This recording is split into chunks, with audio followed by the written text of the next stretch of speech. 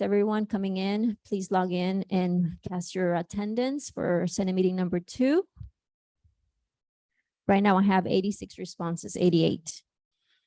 All right, 89.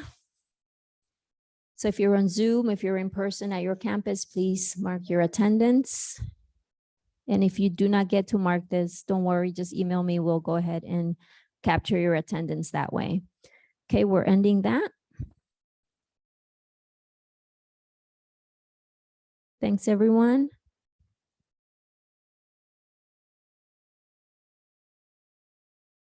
All right, Penny. Here we go. All right, well, welcome everybody to Senate meeting number 2. And first, we're going to go around and do our sound checks to make sure everybody's can hear us. Downtown, Oh, hello. Welcome to the downtown campus. Look at all of us. Woo-hoo! all right, great. Okay, Polytechnic campus. Hello and welcome to the Polytechnic campus. We can hear you just Yay. fine, Penny. Okay, great. And LaDawn, we're all good here, right? We're all good. Yes. Hello, Tempe. Okay, and West Campus. Yeah. Yay. All right. Well, I am going to we're going to do the quorum first, right? Call meeting to order and then we do quorum. I couldn't function without her. Okay. We are now called to order. And we're going to do the quorum calculation question. Maria? Thank you. Okay, everyone, I'm about to launch the quorum question number 1. And it reads, please select the campus which you represent. And the options are A, downtown campus, B, Polytechnic campus, C, Tempe campus, D, West campus.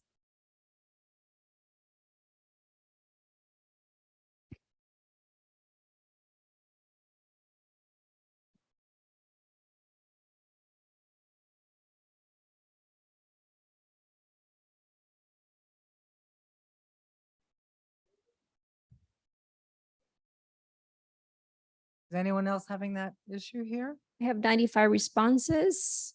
Please refresh your iClicker if you are not You log able in, log to.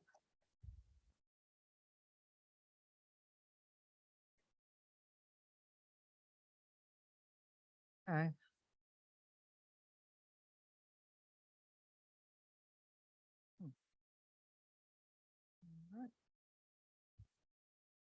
Okay, we have one senator has an issue. We have 98 responses. So I'm going to go ahead and stop this particular one. Hopefully the next one will refresh for you.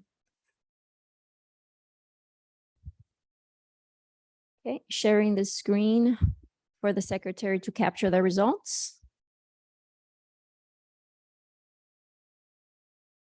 Okay, we're going to move on to the second quorum question. And this one reads, which of the following online systems is the correct system for Senate? Oh, I don't think you can see that.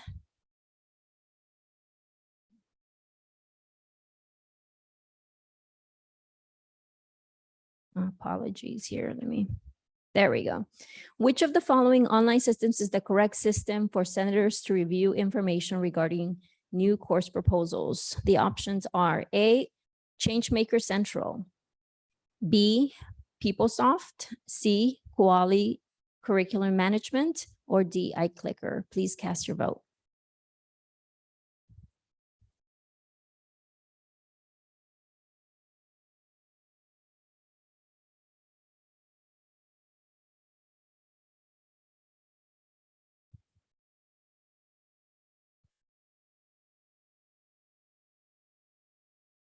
We're going to end the poll. Sharing results for the secretary to capture the votes, and we have quorum. Okay. All right, ready to roll. Okay. The minutes for our last Senate meeting of August 29th, 2022 were distributed. Are there any corrections or additions to the minutes?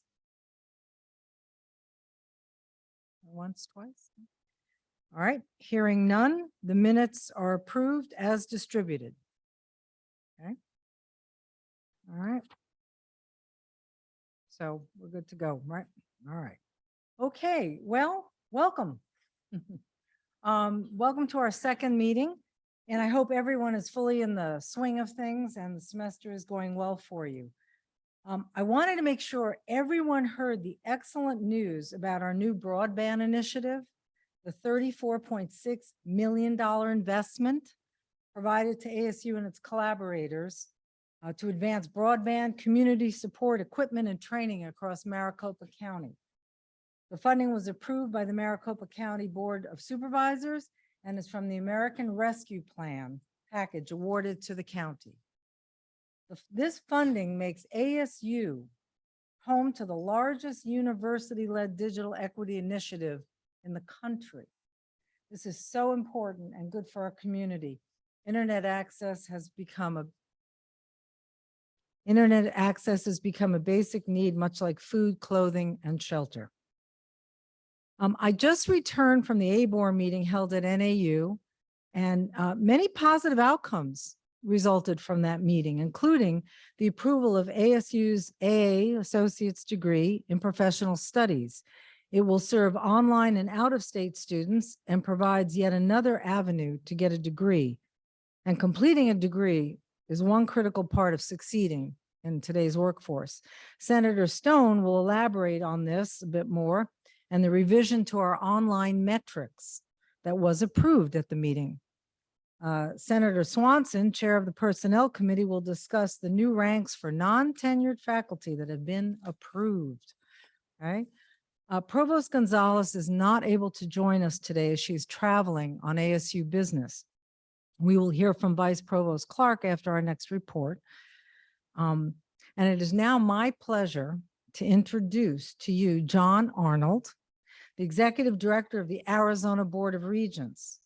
He is responsible for guiding the board's strategic plan and has more than 20 years' experience in serving the state of Arizona. His current goals include increasing educational attainment and advancing the public higher education enterprise to serve students and impact Arizona's economy. He is going to present an overview of what ABOR is and how it relates to us. Basically, when I tell my students, it's the why should you care part of the lecture. He will also touch on tuition-related items. It is my pleasure to have Executive Director John Arnold address our Senate. Come on up, sir.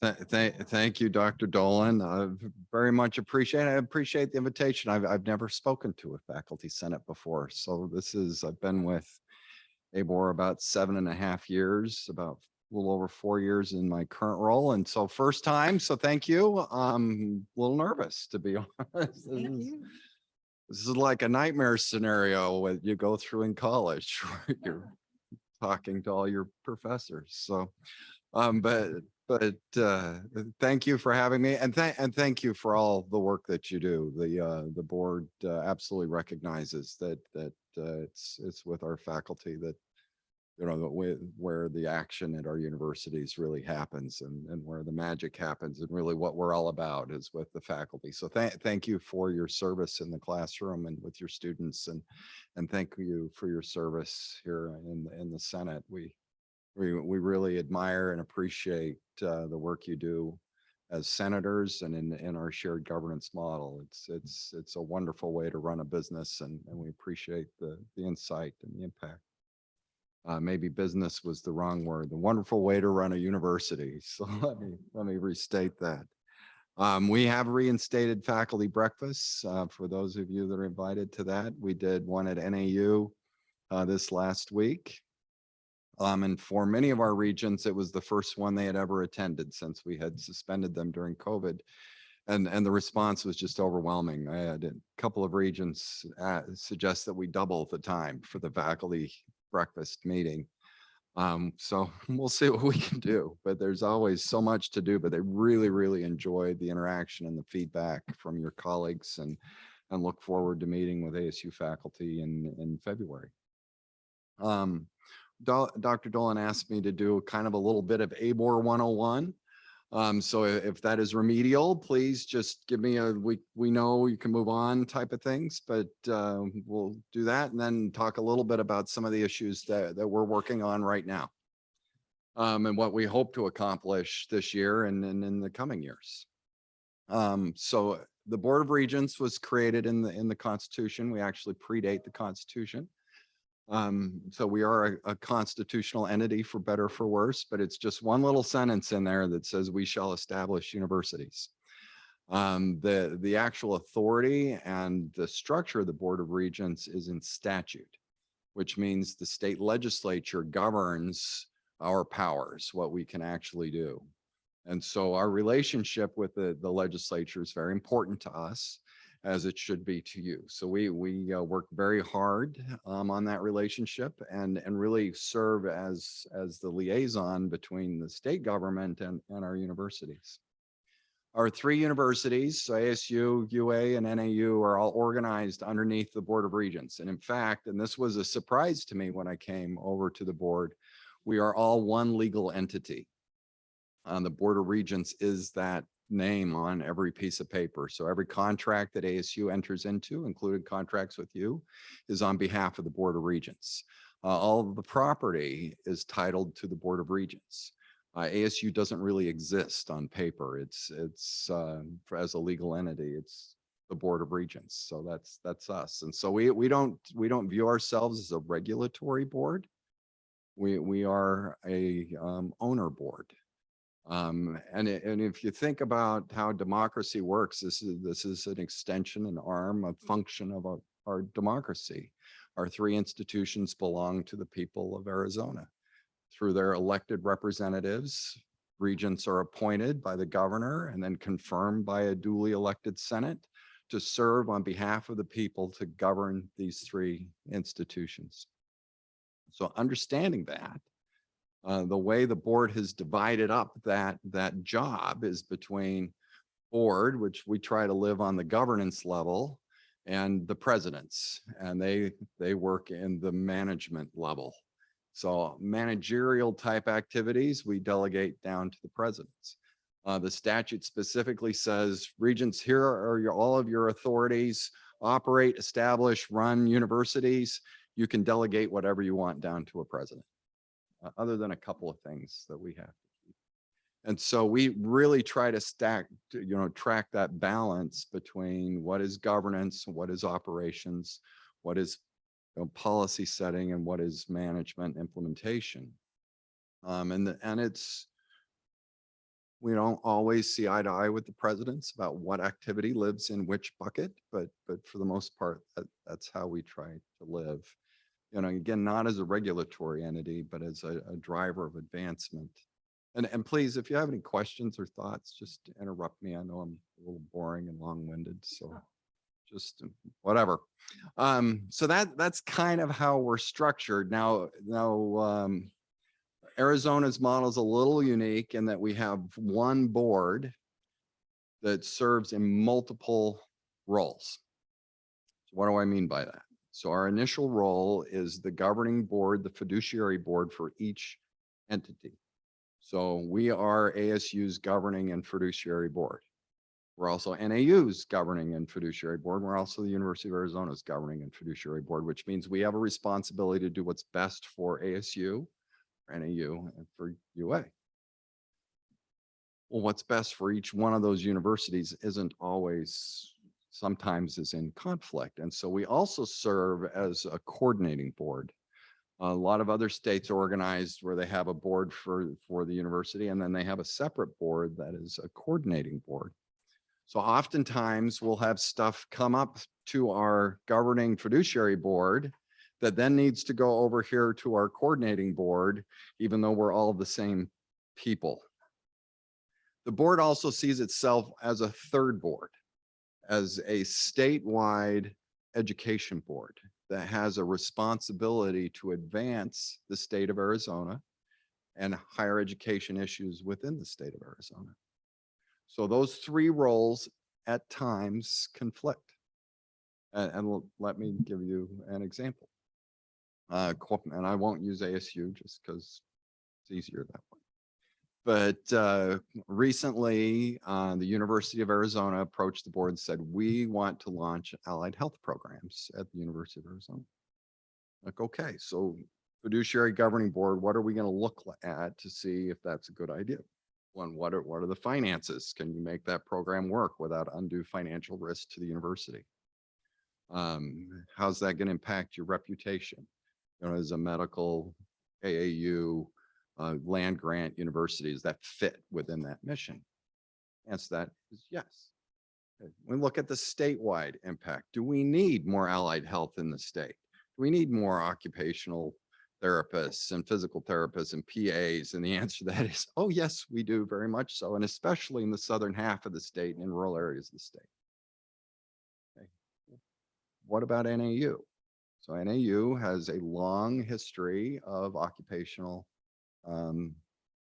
medical. What are the impacts on NAU of UA moving into this market? Well, they're significant. So, okay, so let's sit down and talk about the parameters that UA is going to live in so we can protect NAU. Well, we don't want any parameters. We don't want them to have a program. So how do you balance those two mindsets and do the right thing for the state at the end of the day? And we worked through most of those issues. The biggest issue that we couldn't, that we're still struggling with is around faculty. What happens when UA starts recruiting faculty for these programs? And as you may know, faculty for occupational health is difficult to come by. And so, you know, where is UA going to go look for physical therapy faculty? NAU is a pretty good target. So how do you balance that? And we don't have the best answers for that. So the board works through those various issues. We've got an issue between ASU and NAU right now that I won't get into, but we'll see how that turns out. It'll be interesting. NAU is talking about, so NAU recently changed their admission standards. So they dropped the 2 language criteria. What does that mean for ASU and UA? What are the impacts there? The board, so that's kind of the 3 roles the board plays in. So I want to talk a little bit about that top role again, this statewide governing education board.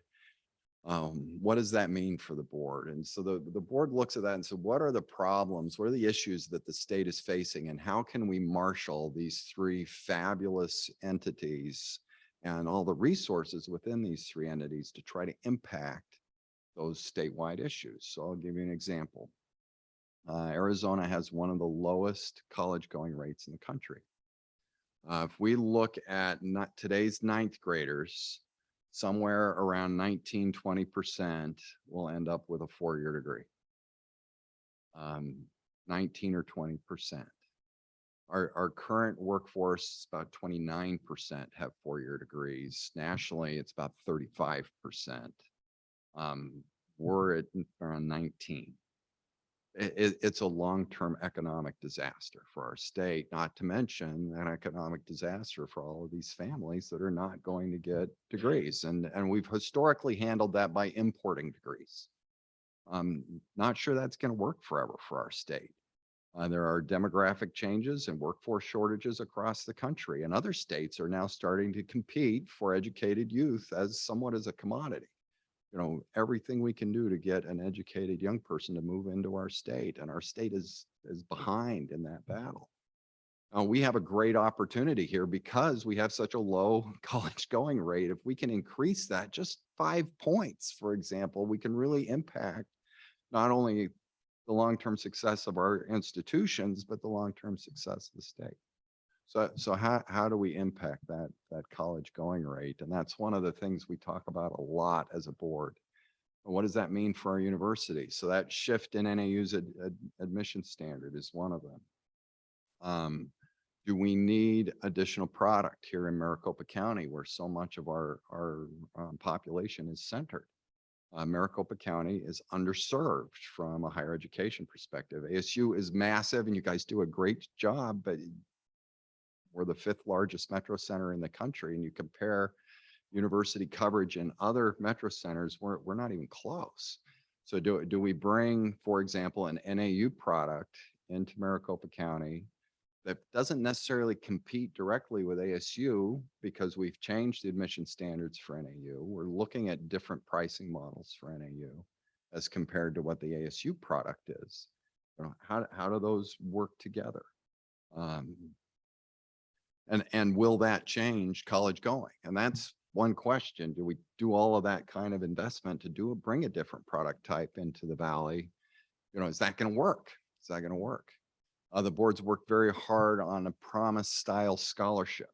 So all our 3 institutions give lots and lots of financial aid, but they're all individually branded. So ASU has the Obama Scholarship, NAU has Lumberjack and some others. The UA has the Wildcat Promise.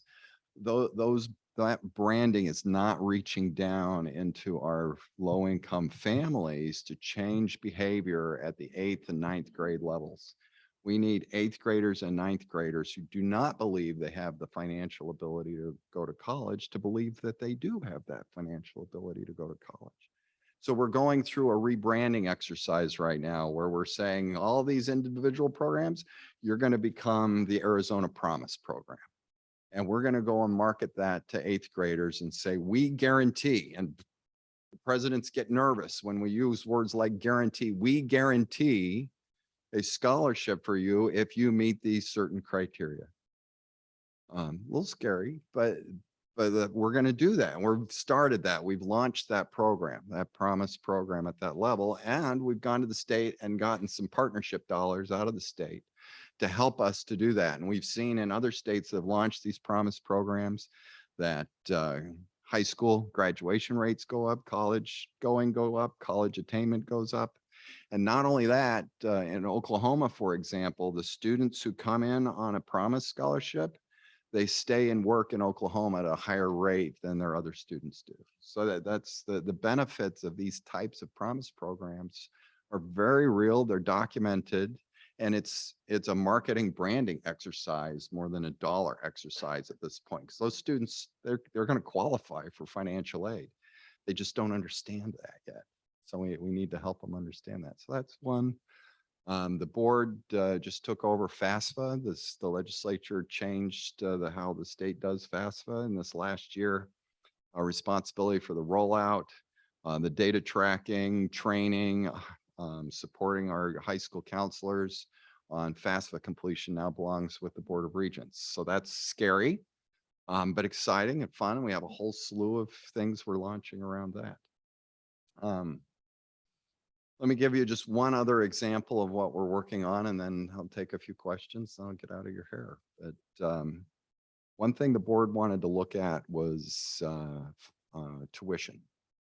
So each of our 3 universities has a different tuition model. NAU has what's called the NAU Pledge, which when you come in, you get 4 years of the same tuition. UA has the tuition guarantee, which means when you come in as a freshman, you get 4 years of tuition and fees guaranteed, same rate. And then ASU has, I don't know if you've ever labeled it anything, it's just President Crow's promise, I think, that you're not going to raise tuition more than 3% in any given year, which I think you're in the 10th year of that. He said for the next 10 years. So what we were looking at is how do we formalize those? Those are all university level items and provide additional transparency and predictability into our tuition setting. We did some polling among Arizona families and asked them, how much do you think it costs to go to a university? And the estimated tuition values came in at double our actual sticker price. Most families think it costs about $20,000 in tuition to go to one of our 3 universities. You know, our net tuition price is around $4,000 after financial aid, our average net tuition price. There's just a lot of confusion around that. We started looking at, is our current tuition setting model adding to that confusion? We decided the answer is yes. The other thing we wanted to look at is, can we give additional predictability to Arizona families who are in high school? You know, so right now they get the guarantee for 4 years as a freshman. Can we give some predictability to families who are sophomores, juniors, seniors, that they're going to know what it's going to cost for them to go to college for the next 4 years?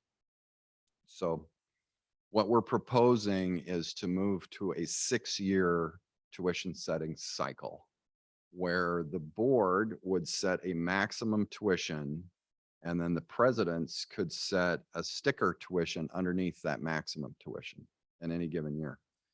In many ways, what the board sets now is a maximum tuition. You can't charge more than $11,000. Then the presidents go in and through financial aid charge, you know, anywhere from 11 to 0. Formalizing that a little bit, what we would do is set a maximum growth rate for the next 6 years. So your tuition can't grow more than 2.5%, for example, 3% for the next 6 years.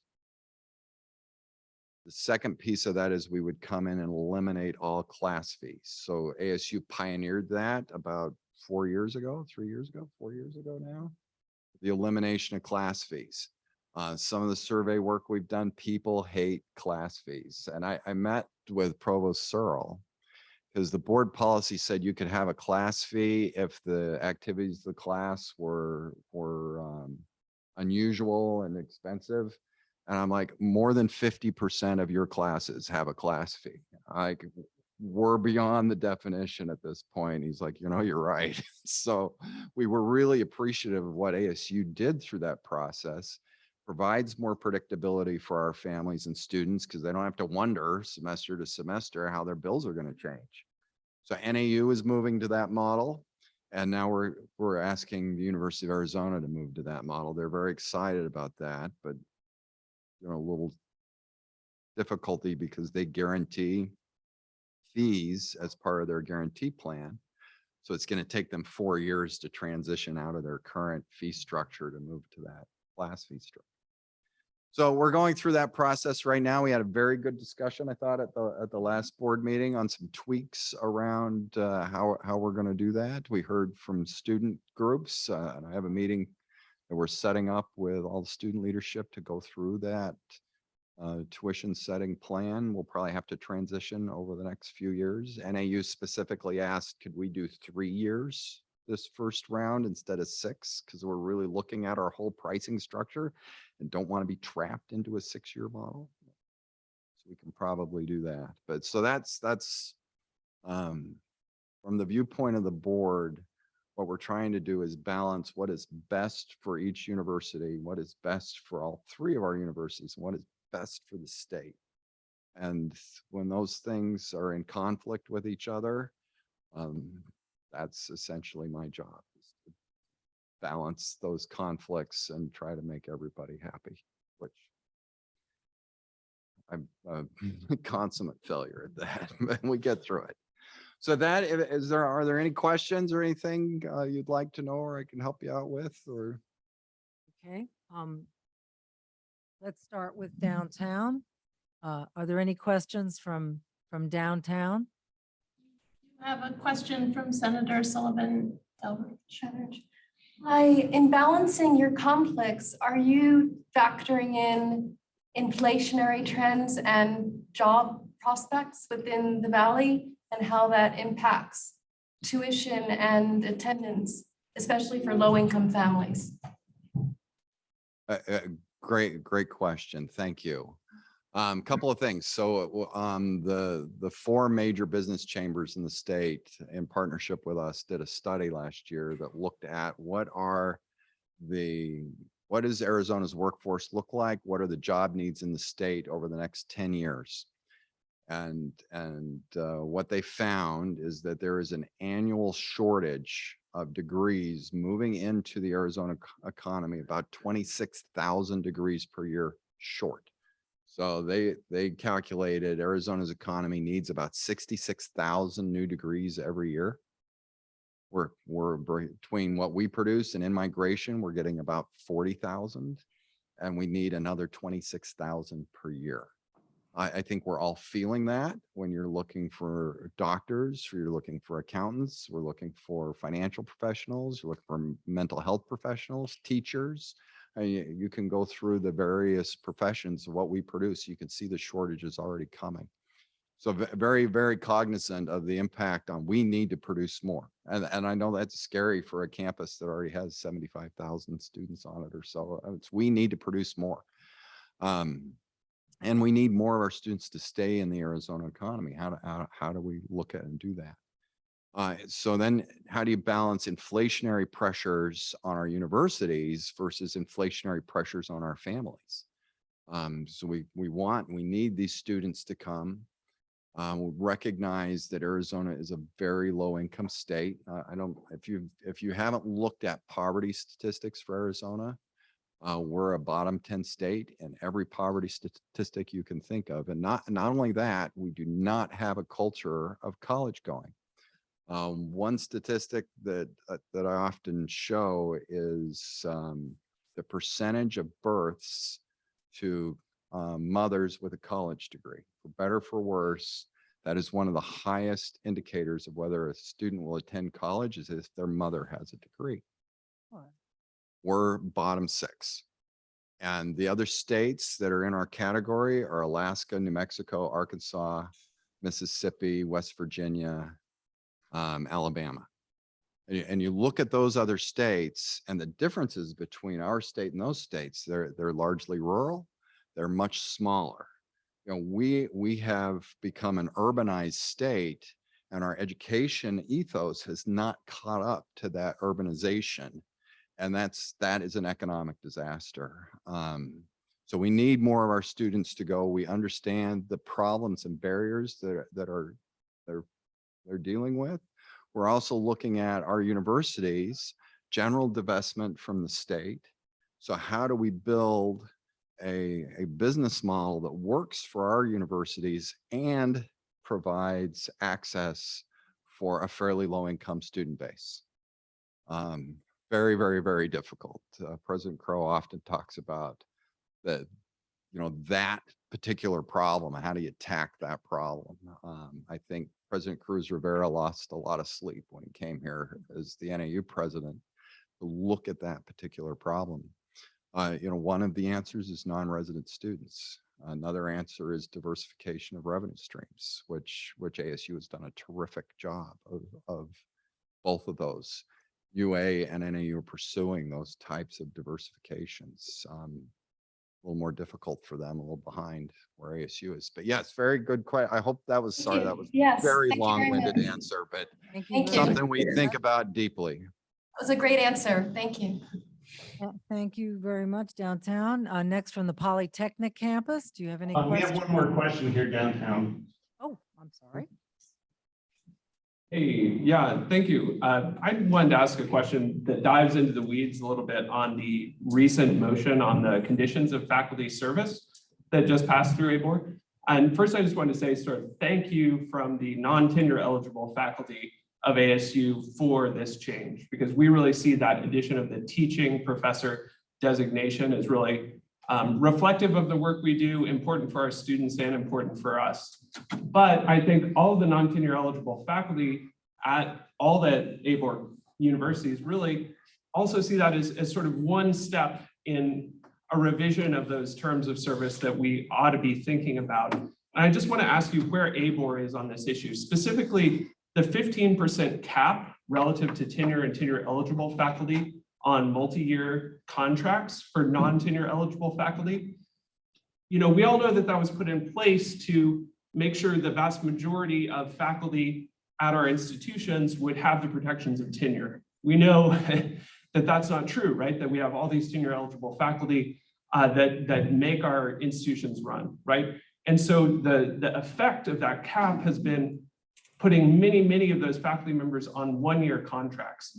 What is ABOR going to do long-term to address this?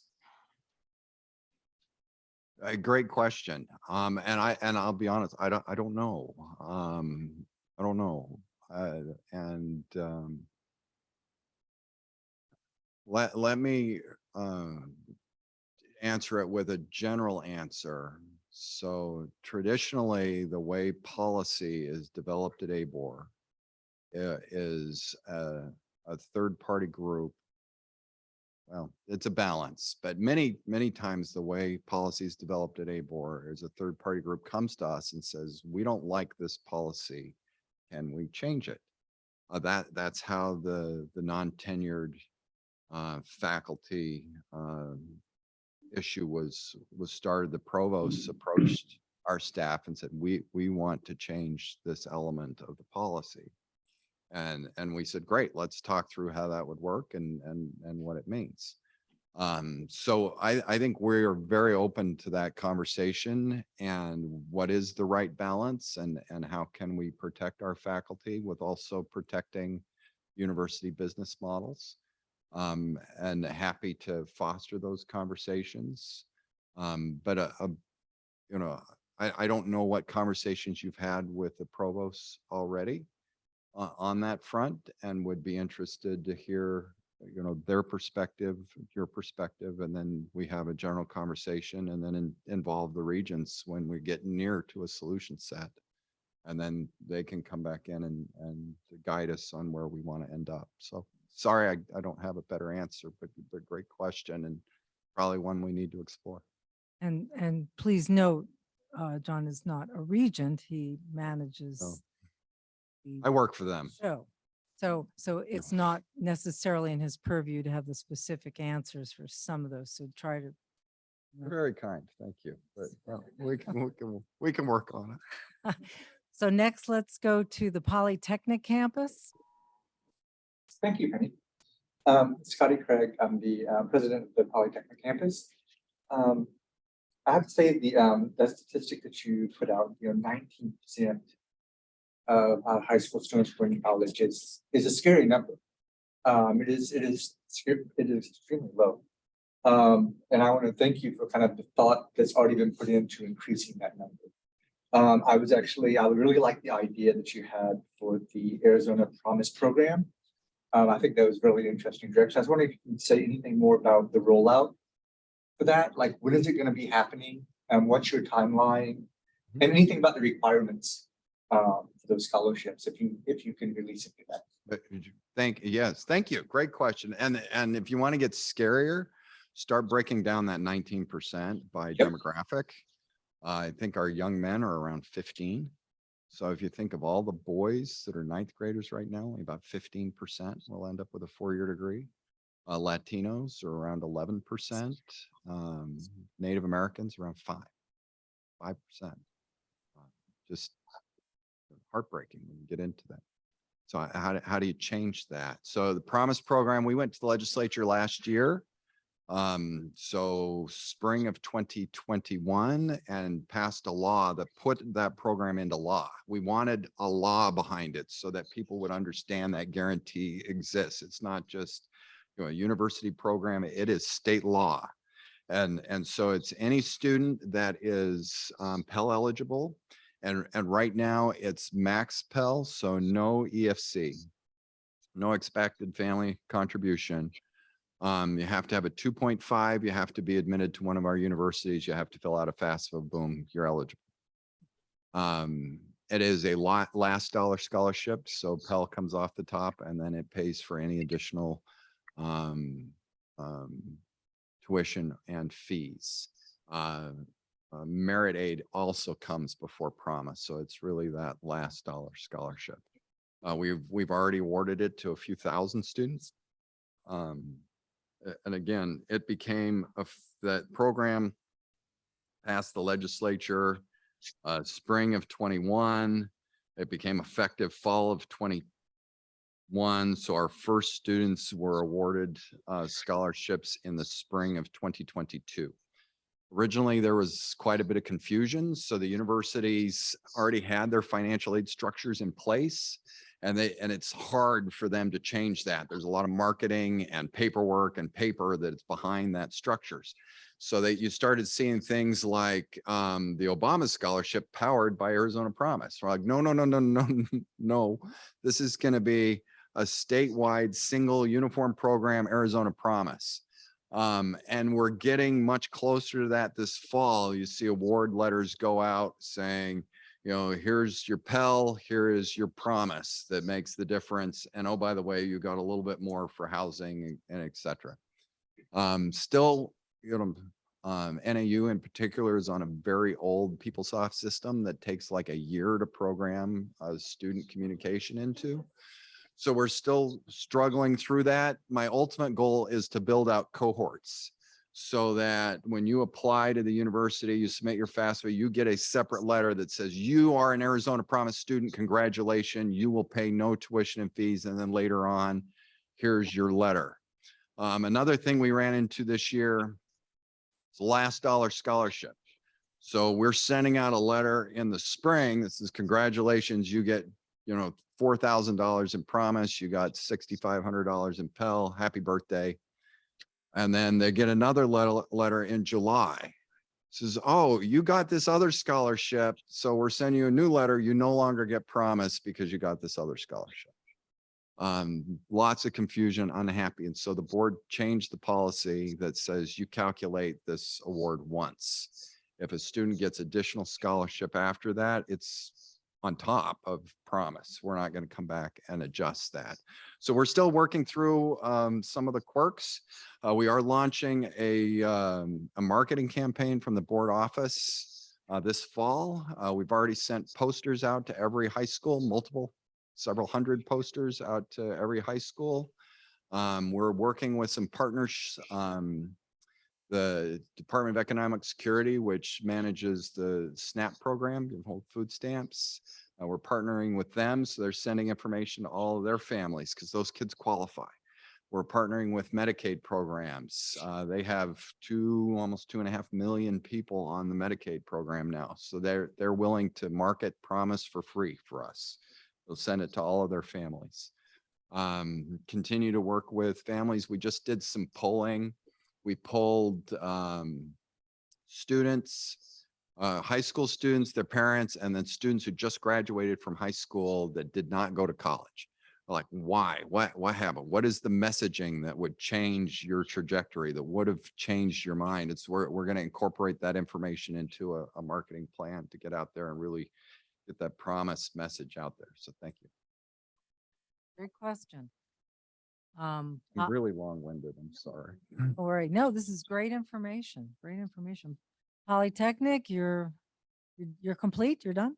Okay. There's one more question, I believe. So follow-up question on that. In the state of Arizona, in attempting to address teacher shortage, individuals are now teaching that have no teaching degrees, haven't started classes, et cetera, et cetera. For many students, their only interaction with a college-going individual might be their teachers in school.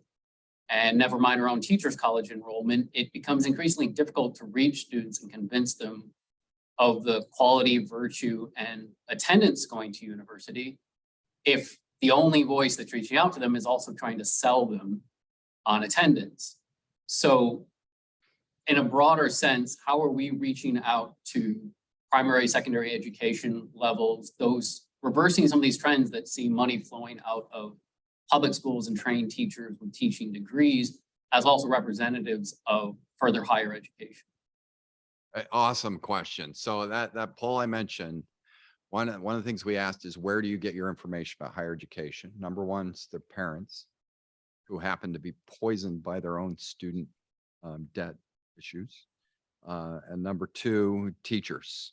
I was in a focus group of teachers recently where we're talking about this, and there was like this self-realization that many of their students, their only contact with someone with a 4-year degree is them, you know, and they're like, holy cow, we're not the best ambassadors for 4-year degrees. You know, most of us hate our lives, you know, like, and we had a good laugh about it, but you're absolutely correct. Teachers, especially secondary teachers, they need to be our best friends. We need to become best friends with all of the high school teachers in this state and junior high and down. And so that is one thing that's kind of been a realization that we've had in recent months. And so we're working on some programs around that. ASU actually has done a really great job reaching out to secondary high education to provide additional resources and support. They do a great job. They've created cohorts with their education graduates, stay in contact. How can we support you? Here are supplies. Continue to have that relationship.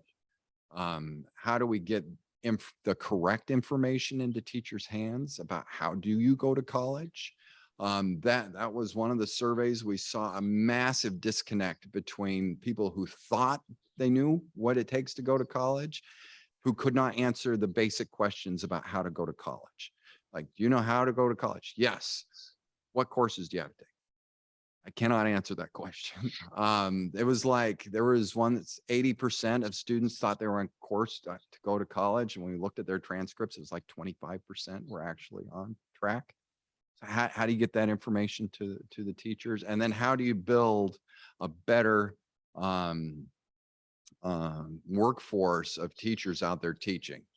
We've launched the Teachers Academy, in cooperation with Governor Ducey and Regent Duval. So it's free for you to get a teaching degree if you'll teach in this state. And we've seen enrollment in our education schools reverse with that, or now trending upwards. We need to protect that program. There is a large, long, sad history of when a governor leaves, some of their key programs get repealed almost immediately. And so we are working with both of the potential new governors to help them understand the success of that program and how critical it is to continue to fund it and expand on it. But then, like I said, we need to think about better ways we can support our teacher population, our kids. Thank you. That's a great answer. Okay, we're going to move on to the Tempe campus now, and I see there is one. Senator Wells is waiting to speak. I'm Dave Wells. I'm a principal lecturer here. I also co-founded with George Cunningham, Governor Napolitano's deputy chief of staff, the Grand Canyon Institute, where I also serve as research director. I know George well. Yeah, I assumed you probably did. And so so two things. One is, Vice Provost Clark can correct me if I'm wrong, but a year ago, I believe the Board of Regents increased the temporarily for 6 years, that 15% rule to 30%. I'm not quite sure what the university intends to do with that, but because it hasn't been publicly announced, but it's been a year ago. But this general issue where there's proliferation of one-year contracts, as was mentioned by my colleague on the downtown campus. So if there's an issue where we're in disagreement with where the administration's at, are you the person that we should be connecting with in terms of trying to navigate the ABOR system or not? That's what I'm trying to. Sure. So we have a person on staff by the name of Dr. Mark Denke, and he works with the AFC, and he's a good liaison between us and the Senate. But if you have any question you want to talk about that is not a managerial type question, then it's a policy question. Happy to discuss. Give me a call. We can sit down, or Dr. Olin, I think would be effective as well. Never forget to access the AFC, the Academic Faculties Council. This year, we are the chair, ASU is, so we can help direct what Mark Denke is. Great resource. My second thing is simply a suggestion. So you talked a lot about, like, there's an article in the Washington Post yesterday about Bullhead City having to recruit teachers from the Philippines. It's a pretty disturbing article if you get a chance to read it. But the issue, I mean, we just don't fund K-12 education very well. The legislature, to its sort of credit, introduced an opportunity weight this time into the funding formula, which meant that low-income kids for the first time ever in Arizona's history will actually get a little bit more money. Unfortunately, it's only $100. At the Grand Canyon Institute, we've been advocating for something more like $1,500 because the needs of kids who come from these low-income families are just immense. And schools can't fix everything, but if they don't have the resources, you're not going to get kids going to college. And so I would hope that the Board of Regents has this bigger picture in mind and will be able to talk to the legislature and really work on them to try to talk about, it's nice that you lowered taxes massively for rich people on the flat tax, but it'd be really nice if you actually invested something into into these low-income families so that they could be more successful. Thank you. Thank you. All excellent points. And thank you for your work with Grand Canyon. All right, thank you. And we have Hi, my name is Timmy Abiyaganaba. I'm an assistant professor at the School for the Future of Innovation and Society. I don't know if I didn't hear you correctly when you were talking about the Promise program, that it's a marketing issue.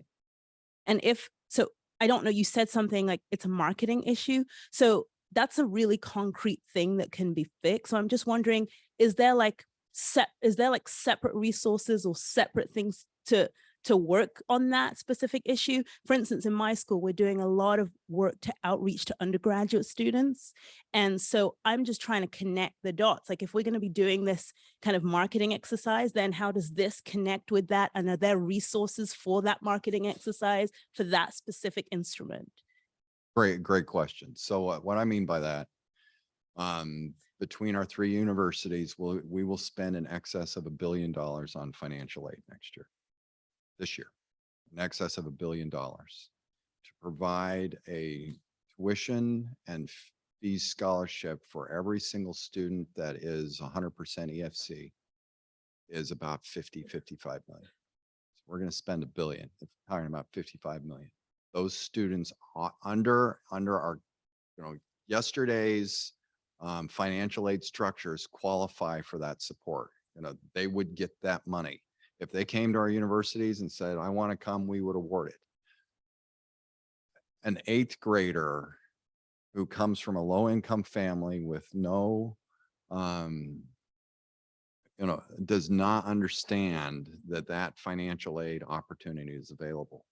And that student in 8th grade is going to start making academic decisions that is going to prohibit them from attending university when they graduate from college. Our universities do a fabulous job of fishing out of the pond. What we need to do is get more fish into the pond. And so what other states have shown by developing a state level program that can break through the information barrier into a low income household, that if you do A and B, you can go to college.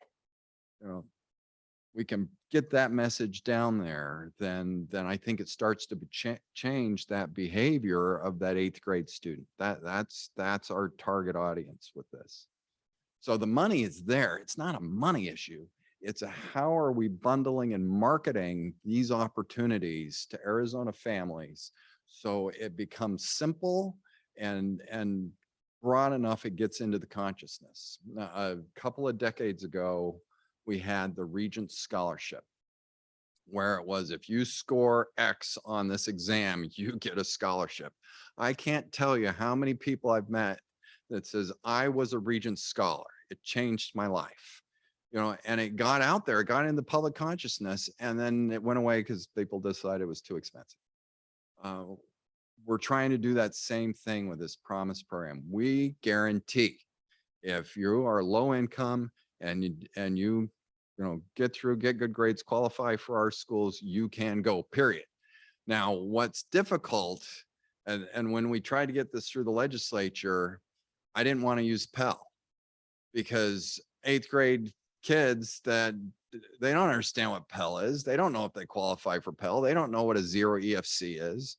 I wanted to use free and reduced lunch because everybody who's on free and reduced lunch understands whether they're on free and reduced lunch or not.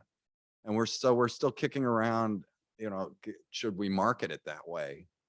And that's one reason we're trying to partner with the SNAP folks, the food stamp, because all of those kids qualify. So I don't even have to say, if you're this, you're that. If you qualify for food stamps right now, you qualify for this, period. And so you're just trying to break through that barrier to help them understand this, you are eligible for this. Make the right academic decisions so you can take advantage of it. Does that make sense? Thank you so much. It's Thank funny, you. I just Googled this and the other universities are on the first page and ASU is not on the Oh, first that's page of weird. Google with this. So at least on my phone. So we should probably do Yeah, something. get on that. Thank you. Last question. Hi, I'm Naomi Jackson from the School of Music, Dance and Theater. I have two questions. I'm sure one of them doesn't really have an answer, but the first question is the unanswerable one is about motivation. I have a 17-year-old senior who could easily get access to ASU, et cetera, who just seems to lack motivation to achieve academically, even though he comes from a very academically oriented family, et cetera. And I don't think he's alone. I think there's a motivation issue here, not necessarily just a financial one. So I guess I'm just curious on your thoughts about that. The second question is, I'm really interested when you say you work through problems. What does that look like? Do you follow any kind of negotiation method on the board? Is it a consensus-based model? Like, how would you describe the way that you actually work through difficult problems? Thank you. So one of the surveys is a national survey. Asked, why didn't you go to college? So this was students between the ages of 20 and 25 that did not. Why didn't you go to college? For young women and young men, the answer, number one answer for both was cost, which is a perception issue. In most cases, you can find a non-cost prohibitive pathway to college. Number two, for young men, I didn't want to. I don't want to. Number two, for young women, were family issues, family obligations. So I have 5 children, 3 girls, 2 boys. I have every confidence that my 3 daughters are going to graduate from college.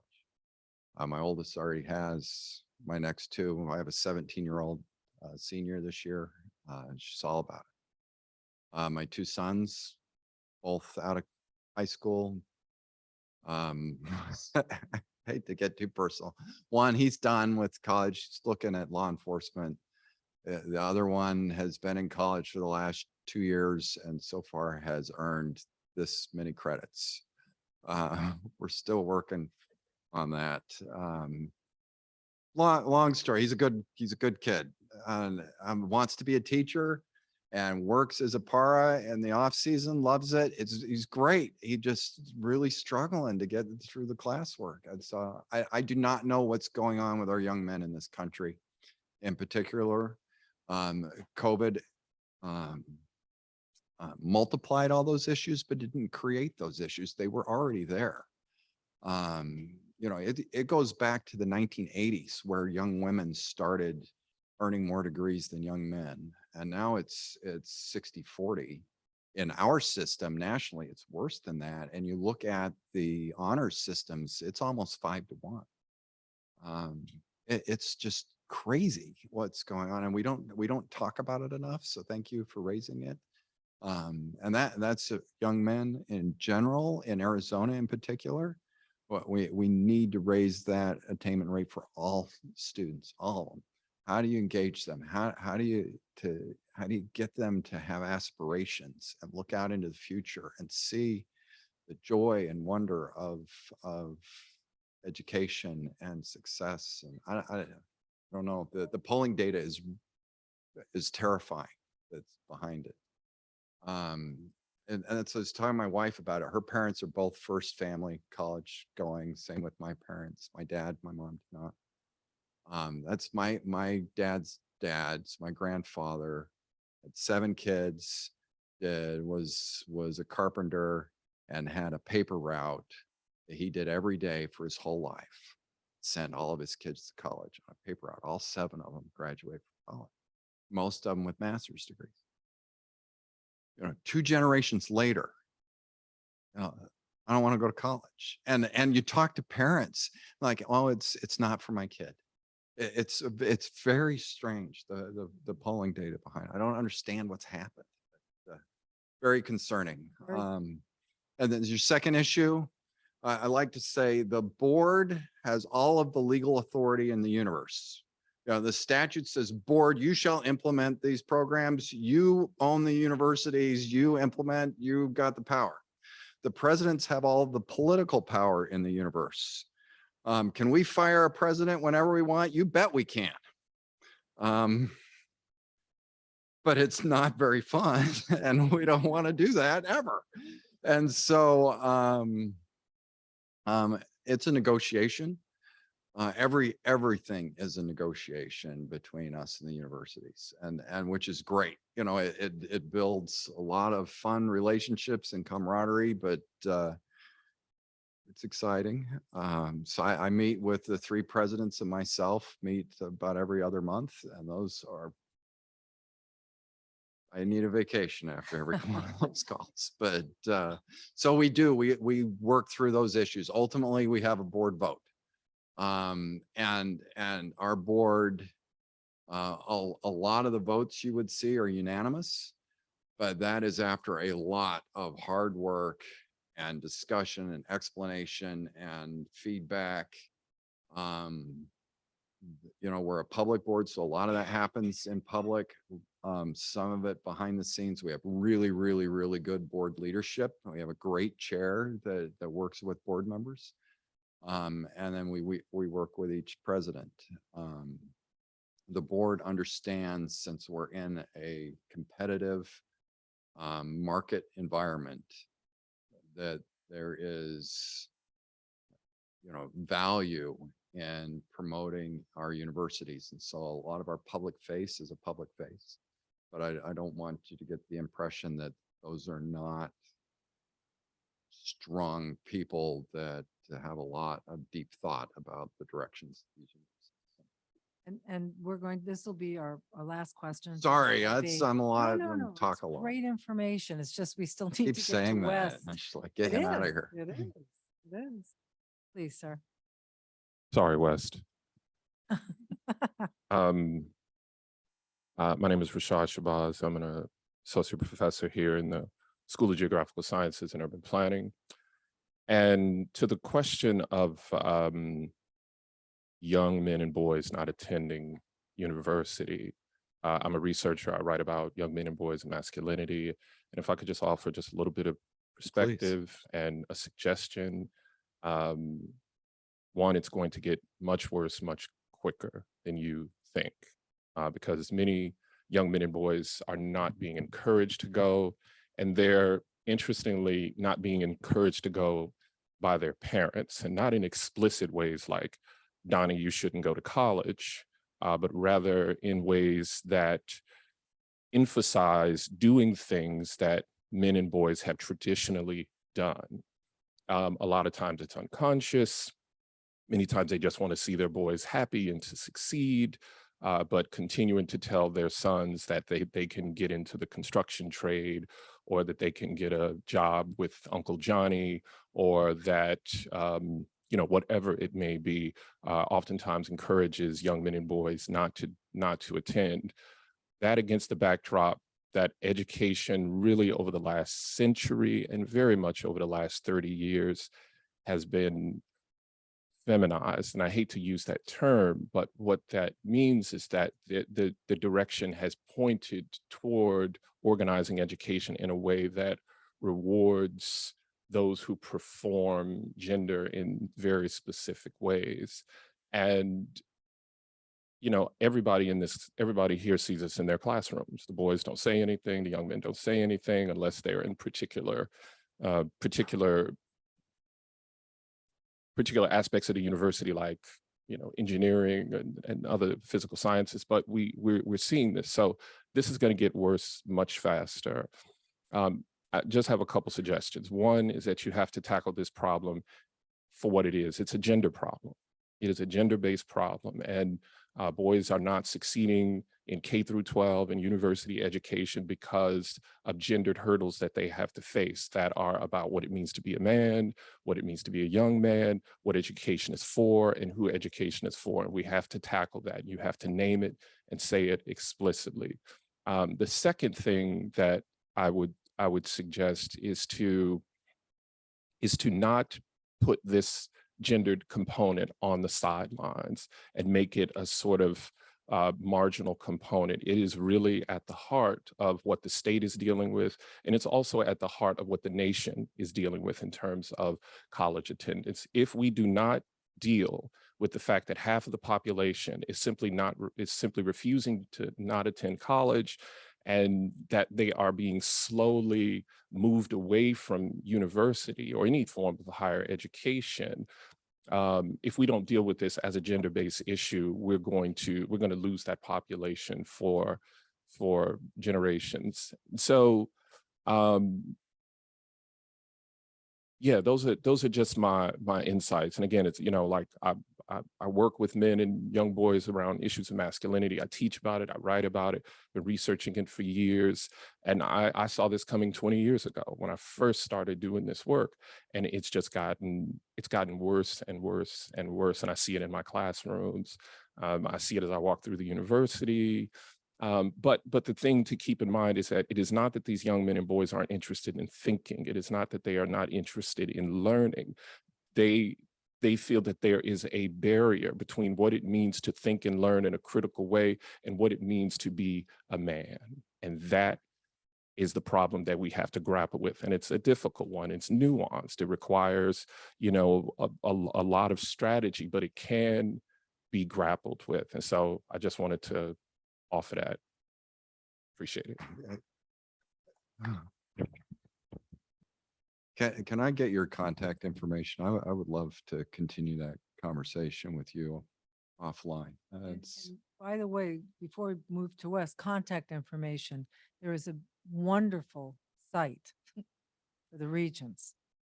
And it not only has John's contact information and everybody else's, but the board book, the board minutes, things that are on top burner. So if you've never visited the Regents site, I recommend. Thank you. I learned a lot. Regents.edu. Right. So next we have Actually, Penny, we Yes. lost West due to, Lost? yes, due to a power outage. So they are trying to connect. well, okay. Well, that's West for you. So we'll have to phone it in, right? So we can end this session right now. I think we're probably gonna have to be done. And again, we will ensure that Hala and Wes know that they can reach out to the Regents. This has been incredibly insightful. Thank you. And I want to thank you so very, very much for coming and speaking today. My pleasure. Great. Anytime. Yes, So just let us thank you know. And so thank very you. much. And looking forward to seeing some of you at the faculty breakfast. Yeah, that's good.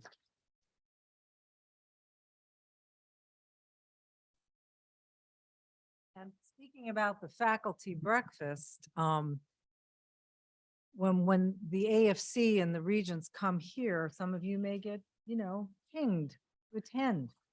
Not only is the food great, but so's the company. Okay, where am I? I'm sorry, I kind of lost. So I have one very important thing I need to do. My Senator spotlight. Okay. So let me, since I forgot to print that, we do want to recognize Michael Todd for the Senator Spotlight right now. And Michael Todd, drawing on his training in social psychology, health psychology, alcohol and tobacco use, daily process research, and statistical methods, serves as a collaborating statistician working primarily on externally funded research projects with faculty and trainees in ASU's College of Nursing and Health Innovation and College of Health Solutions. His interdisciplinary collaborations have generally focused on psychological well-being, health behaviors, and health-related psychological outcomes. Learn more about Senator Todd by visiting the Senate dashboard blog. Just before I move on to new business, because we want this to be a dynamic thing, not a, We have Greg I'm sorry. next. you get me out of, Greg, you gotta throw something at me. Greg, would you please, would we do it there, Maria? Here, come on up, Greg. Greg was at our AFC meeting and is gonna give a little bit more of an update on some good stuff that got approved. So please, go ahead. All right. And let me just say to start that if there's anything I don't talk about that you're interested in, please feel free to contact me. I'd be happy to talk to anybody about what happened both at the ABOR meeting and at the AFC, Arizona Faculty Council. And so at the meeting last week, first, the new teaching professor title was approved by the board in its consent agenda. And Jody Swanson will be talking more about this and providing more details later when she reports on the Personnel Committee. And also ASU's annual capital improvement plan was approved. In addition, ASU proposed AA degree in professional studies was presented to the board by the Academic Affairs and Educational Attainment Committee on September 15th for a first read. In committee, there was discussion of how offering an AA might impact relations with Arizona community colleges. Because it was offered online and to populations outside of Arizona, it was seen as appropriate, especially as it will potentially broaden the scope of paths to success for our students. Also presented at the AAEA meeting for first read were proposed changes to online metrics.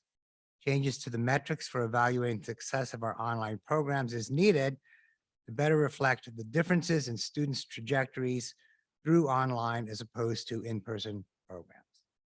The Arizona Faculty Council in our report to the regents noted that the three universities have varied approaches to their definitions of online, hybrid, and in-person students and programs. And we encourage the board to be cognizant of these differences in their final crafting of these metrics. Both the AA degree and the revision of the online metrics were passed at the ABOR meeting on Thursday.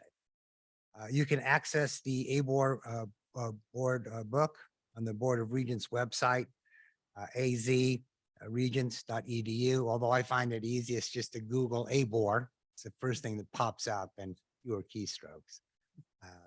But again, if you have any questions, please let me know. I take questions now. Does anyone have any questions on the AFC? Oh, well, we lost Wes still. All right, well, are there any questions for Greg from downtown? No questions from downtown. All right. Right. Let's move on to the Polytechnic campus. Any questions? There are no questions for the Polytechnic campus. All right, and here we are. MP, no questions. Okay. Never know if there are. And from- West will have to throw a lifeline. out. West is back. West is back. Oh, did they hear what Greg presented? You have any questions? Life in general? No. No, because we don't know what was discussed. Okay, all right. Well, All thank right. you. Thank you so much, Greg. No problem. So before I'm not exactly sure what I'm going to say. This is sort of ad lib, but there was some really important stuff that just came up when John Arnold was here. And we are this group of incredibly educated people, right? Some might say overeducated. I don't know what the mechanism is yet, but I'm going to challenge you to think about what you heard. How do we get these young people? You know, many of us grew up in a different time. I grew up in a time when if you didn't go to college, it was what? What do you mean you're not going to college?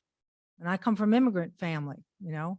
So I just challenge you. I don't know what this means going forward. We'll work on it, but how do we improve the attitude of young people towards continued education? Because President Crow had sent an article out to the University Council about the very dire future for those that don't complete degrees or even go. And I don't remember the statistic to quote it, but high school students that don't go to college at all, a very high percentage, end up homeless. Think about that. So I challenge us as people who think a lot. What can we do to help this problem? So just throwing that out there. That's your challenge of the week. I would like to ask Vice Provost Deb Clark. She's got a couple of things to bring us up to date on.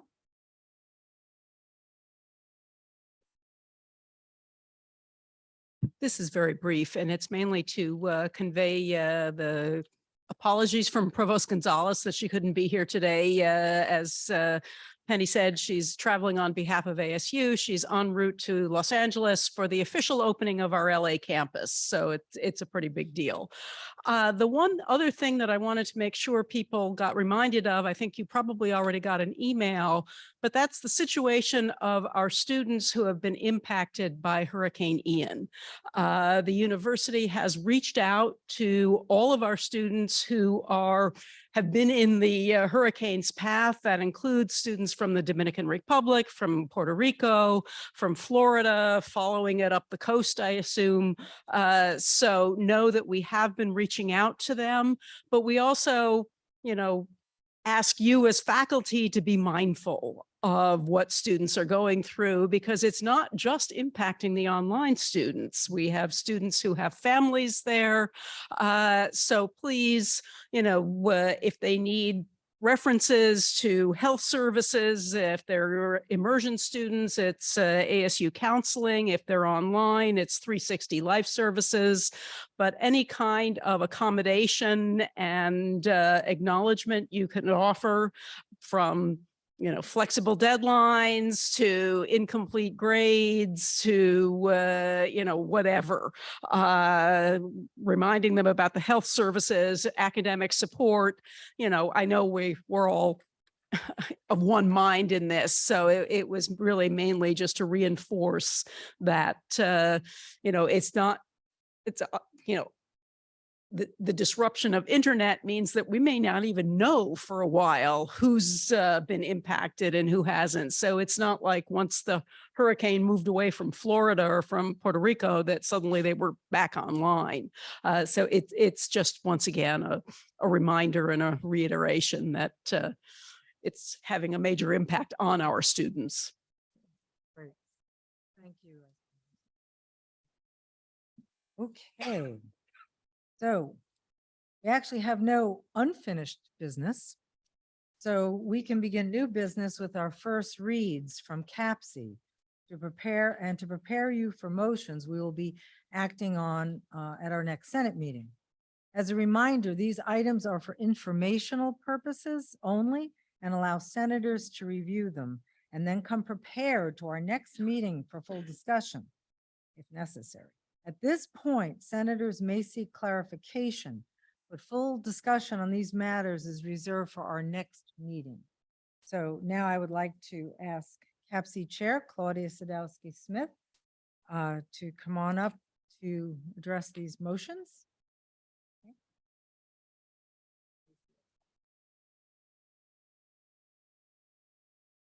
Hi, everybody. I'm the new incoming chair. And I'm replacing Denise, who has been in this position for the past 2 years and who actually represented me in the last meeting, nicely enough. So thank you, Denise, for your service and for representing me last time. So as she explained to you, we're the Curriculum and Academic Programs Committee. And basically, we're made up of faculty that's comes in from all over, from all campuses and from all units. And we're elected onto this committee.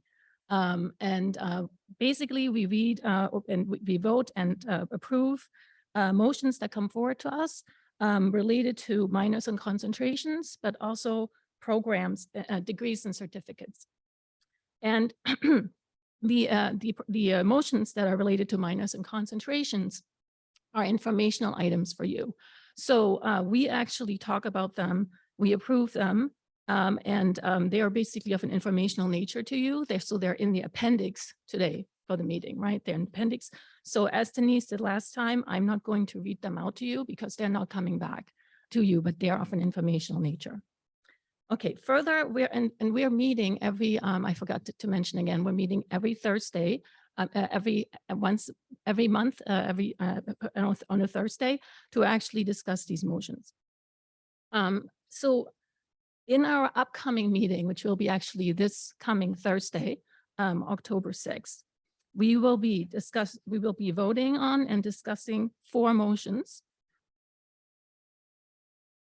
related to degrees and certificates. And these items will return to you, to the Senate, for further discussion and a vote. So I will be reading these items right now. And if you have any questions on any of these items, please contact me about them via email is probably best. Okay, the first motion is motion 2023-11, request from Ira A. Fulton School of Engineering, Computer Science and Engineering Program for the establishment of a graduate degree, MS in Data Science, Analytics, and Engineering. Second motion, motion 2023-12, request from College of Health Solutions for the establishment of a graduate degree, MS in Population Health. Third motion, motion 23-13, request from Ira A. Fulton Schools of Engineering, School of Manufacturing Systems and Networks for the establishment of a graduate degree, PhD in Manufacturing and Engineering. And the last motion, motion 23-14, request from Watts College of Public Service and Community Solutions, Dean's Office, for the transfer of a graduate certificate, program evaluation from the Dean's Office, Watts College of Public Service and Communication and Community Solutions, the School of Public Affairs. Thank you. Thank you. If any of the senators have comments or questions about these CAPC motions, you can please contact me or more productively contact CAPC Chair, Lisa Sadowski-Smith, before this Thursday's CAPC meeting. So take a look, okay? Thank you so much. Second reads, right? Yes, now we're going to go to second reads and with the new course proposed. Yes. Go Okay. ahead. We have no other first read. I go first? Oh. Right, but I don't read. Learn. Yes. Okay, so if we're going to begin with the new course proposals that were distributed via email on August 16th. These proposals will be handled in gross. Okay. So does anyone wish to remove any of the new course proposals that have been distributed from the list? Any to be removed? Okay. Hearing none, then we will vote on these courses on gross. So there's your question. Please vote. Do you approve of Senate Motion 2023-10, new course proposals in gross?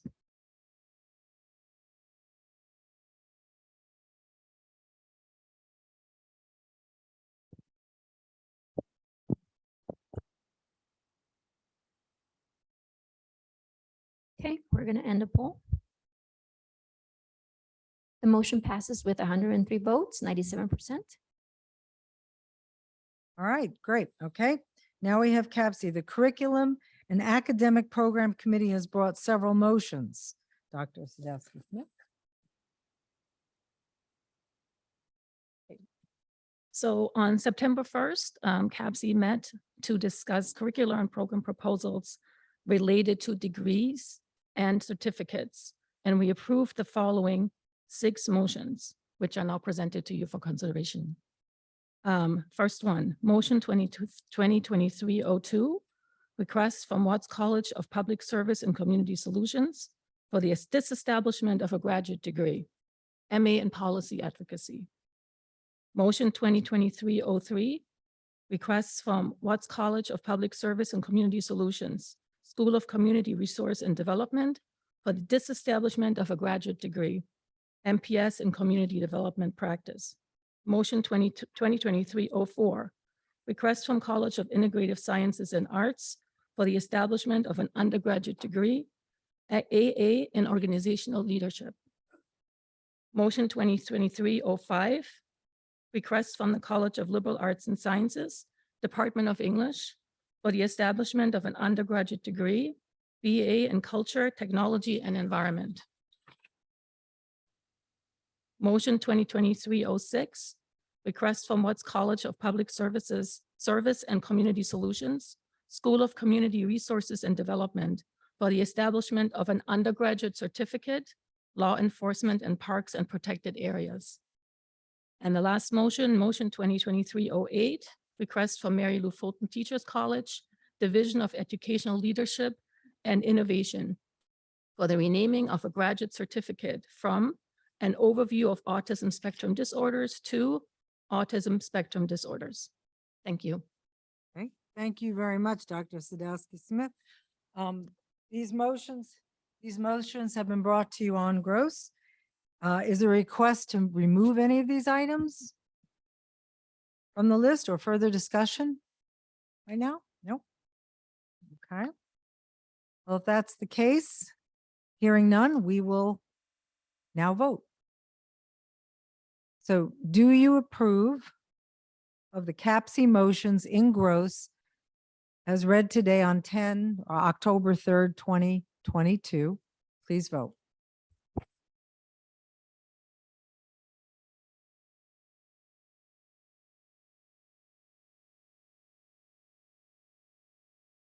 That's A what boob happened alert. at West.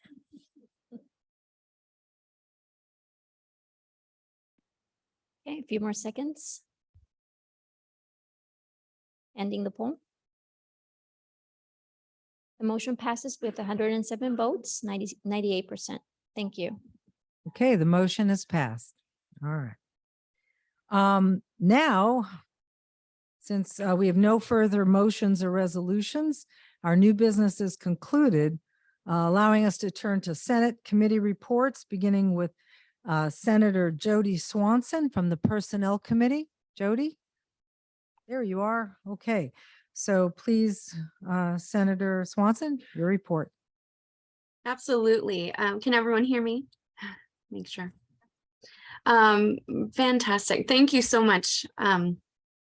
The Personnel Committee had a really fruitful first meeting today, in fact, and one of the priority issues is, as has been mentioned a couple of times today, the very recent vote by ABOR regarding policy 6-201, which is has to do with conditions of faculty service. And I think it is worth just kind of reviewing for one moment what that means for those who might be unclear, particularly just given some just recent numbers with the really substantial proportion of faculty who are not eligible for tenure. So this is specifically with regard to faculty members who are not eligible for tenure and whose primary responsibilities have to do with teaching, instruction, and mentorship.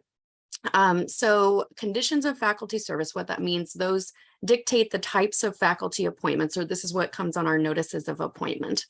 For non-tenure eligible faculty members or career track faculty, these include lecturers, senior and principal lecturers, professors of practice, research professors, and clinical professors.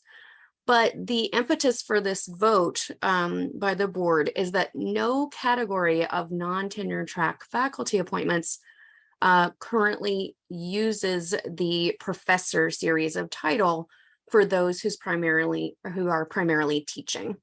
So the rationale with making this, so the change that was made is that there will now be an additional title, and I think this is not news, but it was officially voted on and approved, that there will be an additional title, assistant, associate, and full teaching professor track.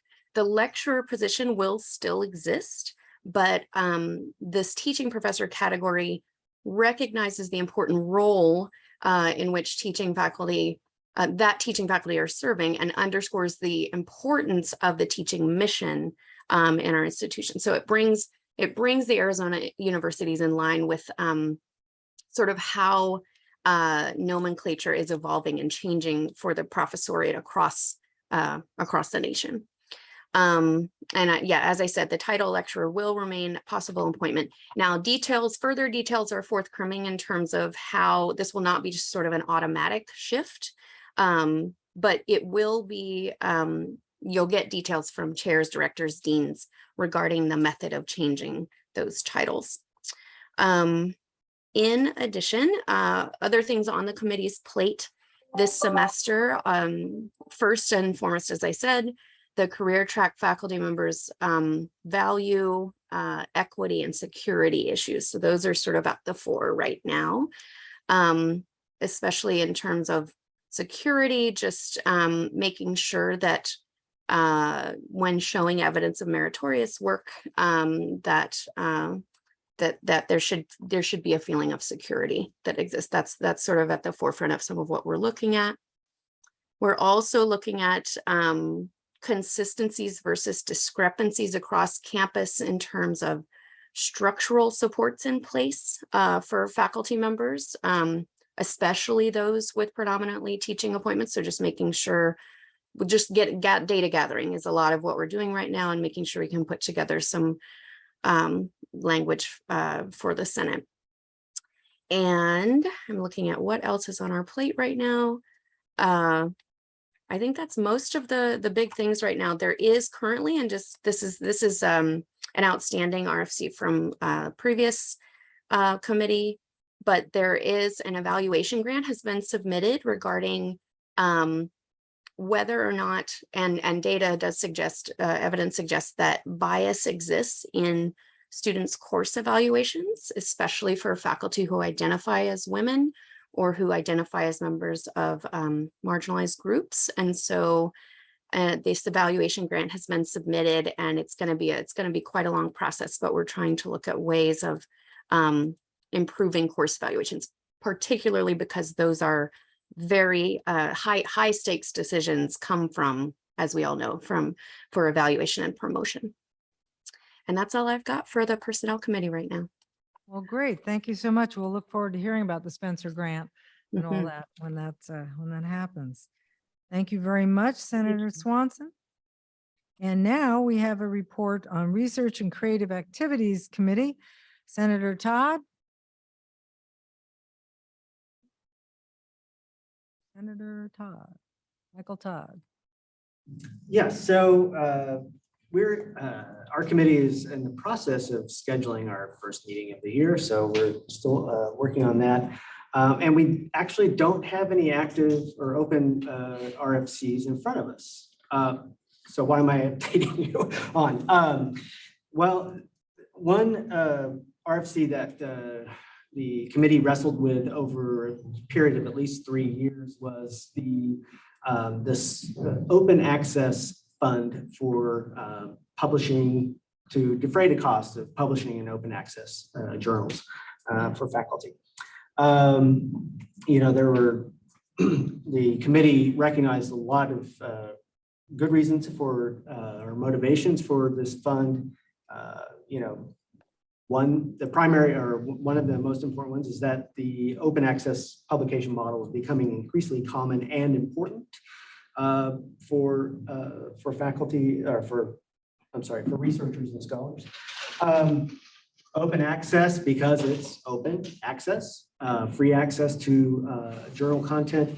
It increases the visibility of the research, and it also increases access to the material for people who want to read our work, but can't either don't have access to subscriptions, or they don't have the resources to pay for these kind of pay per article kinds of fees.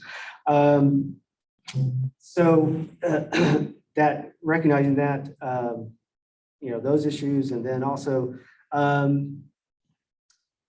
it's to also another motivation is to reduce disparities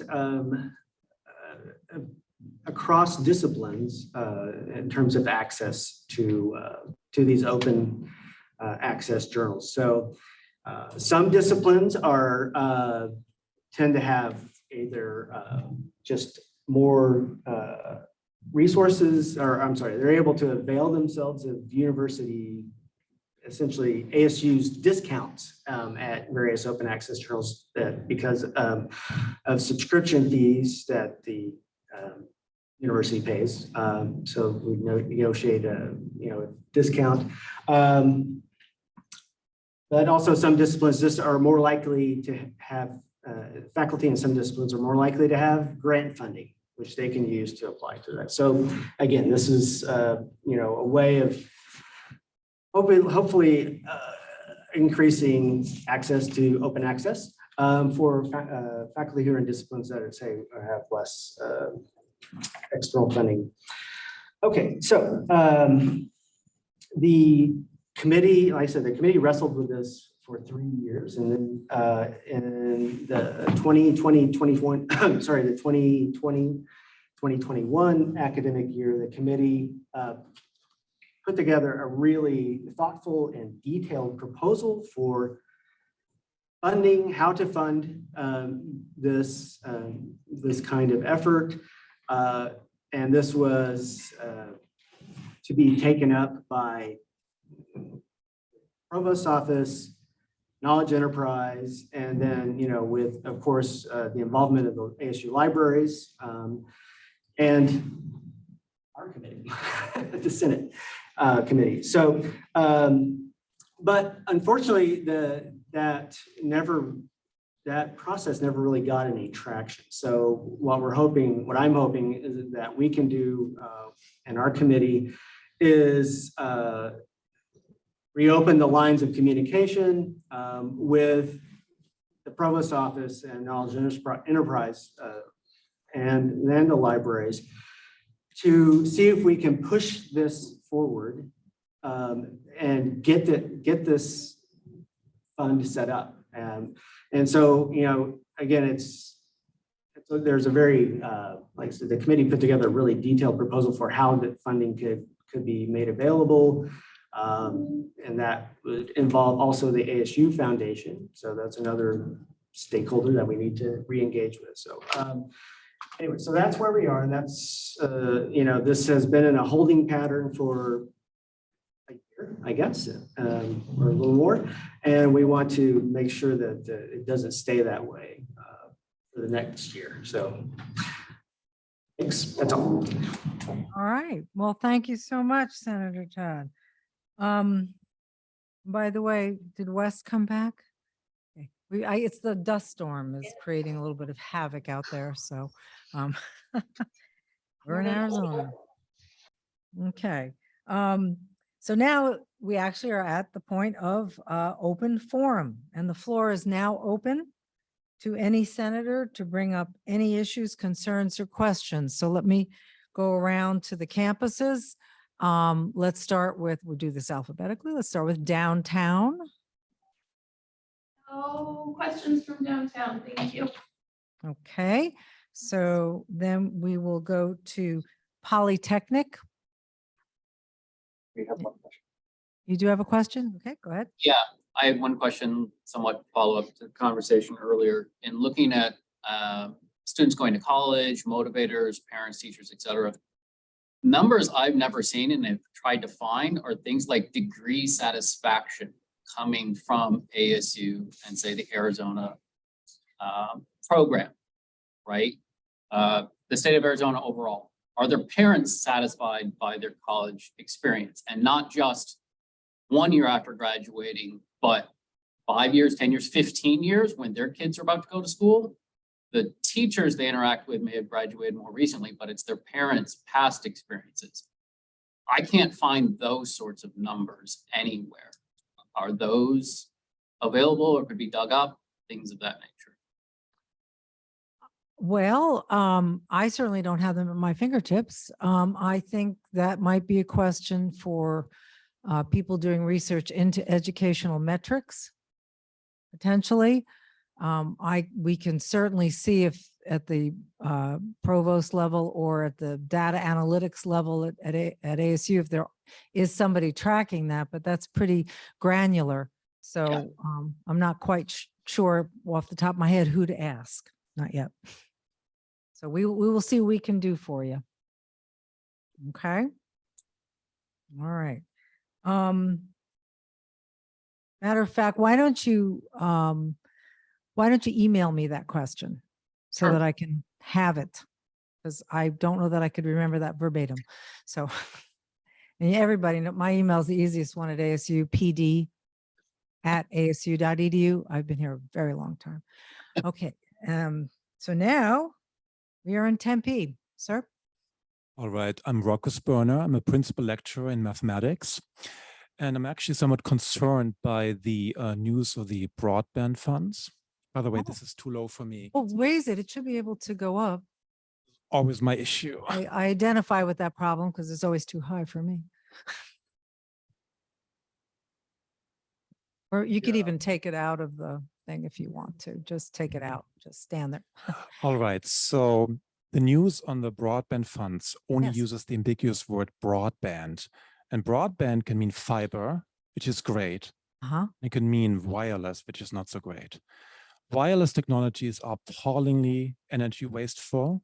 They consume over 10 times more energy per amount of data transmitted than wired connections. They also don't have the capacity and the reserve for future growth in data demand. So they're basically a cheap shortcut that seduce us with lower costs now and when in a worse position later.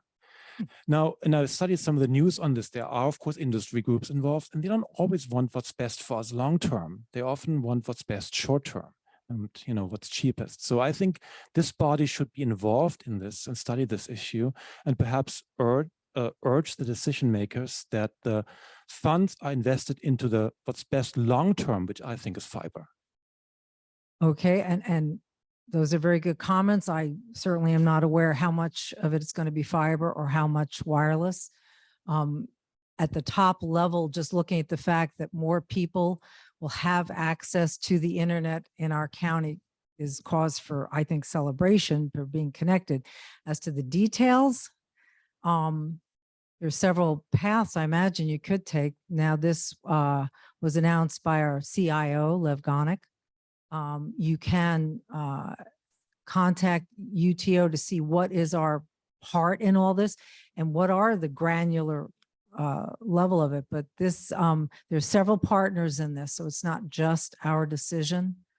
See, that is what I see as the problem, not as the solution. Well, it may be a problem, but sometimes you got to take, the good, the perfect can be the enemy of the good. I think at this stage, the fact that $35 or $34 million was given to this group of people is wonderful, but I agree with you. It still needs to be managed properly. So maybe that's something you could approach to get involved in. Absolutely. We don't control, we as the Senate are not going to be able to tell them how to install their broadband. So I'm just saying, at this stage, that's what I'm aware of. Yeah, I mean, the voice of the Senate is just more powerful than mine. I can write him an email, I know Lev Gonick, and he'll probably say, thank you very much. I'll take it on advisement. Well, in all fairness, I don't have that granular knowledge of how this is going to proceed. And maybe when that's achieved, we can then send something out and see if there's a groundswell or some ability to affect how they want to implement it. I'm just saying that the industry ties, the people involved is a potential problem for their objectivity. And, and it's just that we are independent of industry and, we may urge the right thing long-term, which they may not be inclined to do because they're seduced by the promise of short-term savings. And philosophically, I don't disagree with you, but I'm not quite sure, like right this second, how to respond to that, except that if that's something that you want to look further into, and you can communicate with the whole Senate too. We're all here, but I would suggest that you find out specifically how they are going to approach it. Yeah. Since I already have the microphone, I wanted to say one more thing about the subject that came up earlier. Yes, please. For some reason, it is cool to be bad at math. Celebrities flaunt this. politicians flaunt it. And I think that is part of the cultural problem we have. And I think it's true for other sciences too. Yes. It's cool to be bad at math, at science, at these kind of things. And that's a whole big discussion to get into how math is taught and blah, blah, blah. So I agree with you on that. Yes. Yeah, just basically that open forum. I'm taking note of everyone who's coming. So we're not going to have the answer for people, but I'm taking notes. So we're going to Good, follow good. up. So state your issue, Do your our best. concern. We're going to note it and follow up. So we will not provide answers right here. Okay. I'm good, but I don't have answers to everything. Go ahead.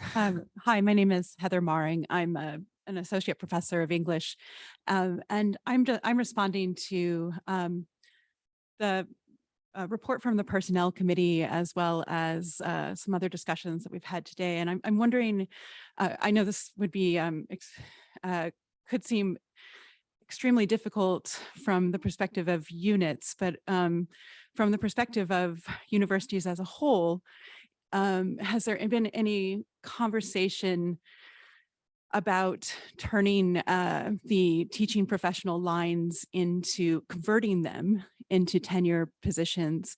I'm asking this question because we've had a lot of problems with losing faculty members who are teaching professionals, and because not only because they've had these one-year contracts, no job security, but also because they don't have the that longer term job security. And I'm just wondering if the titles that we're potentially offering them might seem a little bit like a slap in the face if they don't come with something a bit more substantial. Right. So that's just my sense is that, if I were a member of the teaching professionals of those faculty, and I were dealing with the kinds of issues that I've heard about, and I heard that, oh, you could have this title or that title, and it didn't come with any level of greater job security, then, what's the point? So Well, it's a those are good my question. those are my questions. And that's a good question, and we can look into that for sure. But I do want to say that, guys, I'm not tenured. I've been here for 100 years. So the point is that there is a path if you want to become a tenured professor, and you apply, not to go from there has to be a position, and you can apply. And I was told the same thing, and I chose not to. I chose to write textbooks. But anyway, we will certainly, I think that should be addressed, though. I think it's a very good comment. I really do. So thank you.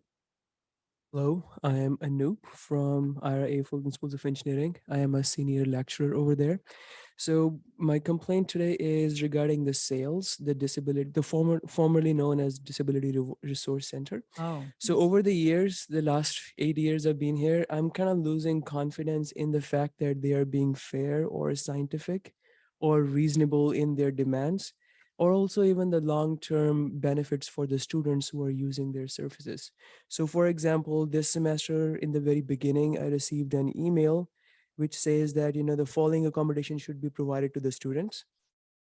These are all the PDFs I give to the students. Their text should be recognized, using some sort of software. Alternative testing, that's standard, but I should be providing audio recording for the classrooms. The PowerPoints, notes, and all of the material should be provided in advance to that particular student.